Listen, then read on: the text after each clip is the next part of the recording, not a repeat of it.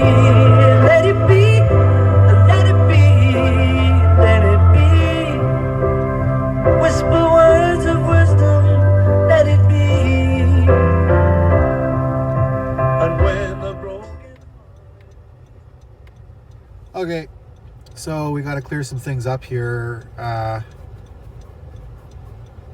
I think somebody at Toyota thinks I hate them, and that ain't true. I've had very good experiences with Toyota products, selling them and owning them. I once drove my Toyota Highlander from Vancouver Island to Puerto Vallarta, Mexico, and then across Mexico to Cancun, and then put it on a ferry and went to a tiny little island called Isla Mujeres, which means the island of women. And yes, it is as awesome as it sounds. That's where I got Scout, my dog. I've told that story before. So this Toyota Highlander got me there faithfully. Funny story about that car, or pardon me, SUV. It was all-wheel drive V6, really good vehicle. I really enjoyed driving it, actually. And it had a functional exhaust system on it when I got to Mexico. And I remember when I was driving it in Puerto Vallarta thinking to myself how nice it was to have a functioning exhaust system on my vehicle, because that's kind of unusual in Mexico. There are a lot of really loud vehicles in Mexico. Mexico's a loud place, because I think there's not too many people that bother to spend the money to replace a muffler. They just keep driving. And I'm even talking about the guys driving the dump trucks, like an unmuffled dump truck. That's a loud thing. So anyways, while I'm having this thought, literally while I'm thinking it, my exhaust system fails. And all of a sudden, I'm just as loud as everybody else. And I felt like, well, I guess I'm a Mexican now. So I didn't fix it. Until I left Mexico. I fixed it in Cancun as I was leaving, because I didn't want to draw too much attention, right? But anyways, the thing about that vehicle that bothered me, though, is something in the car business. We call them time bombs. And what that means is there's an expensive part that's going to need fixed at some point in the future on a vehicle. They're not magic. They wear out, even Toyotas.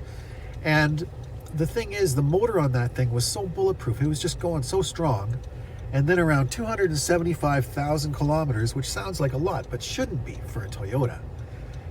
Well, there's a part on the axle, the rear axle, that connects to the drive shaft. On any other vehicle that I've ever owned that had rear wheel drive, there was what was called a U-joint at that point. And in any other vehicle, that's about a $40 to $50 part that I could change myself in my driveway. Okay, but Toyota decided to weld it in. They welded it in, this $40 part, so that you would have to spend over $2,000 replacing an entire drive shaft assembly in order to have a functioning vehicle again, just to replace a $40 part. I felt like that was dirty pool. I didn't like that. I felt like that flew in the face of what Toyota really stands for, which is vehicles that should last, 30 years or more, like a Honda, right? So, and I know that Toyota builds those products. The Land Cruiser is legendary. So the fact that they made that conscious decision to weld in a U-joint, bad decision. I didn't like it. Pissed me off. So I didn't buy another Toyota ever again. But I would. I have to say, the new Crown really impresses me. That is a beautiful car. And if I was going to an area where I couldn't charge an electric car, conveniently, I would definitely consider that as a vehicle. Also, for my daughter, when she turns 16, my intention at this point is to pick up a used Toyota Echo, probably the 4-door sedan, and I want to lower it, put it on some nice wheels. I want to make it nice for her, right? But that's a perfect first car for a person that's going to drive their own goddamn car.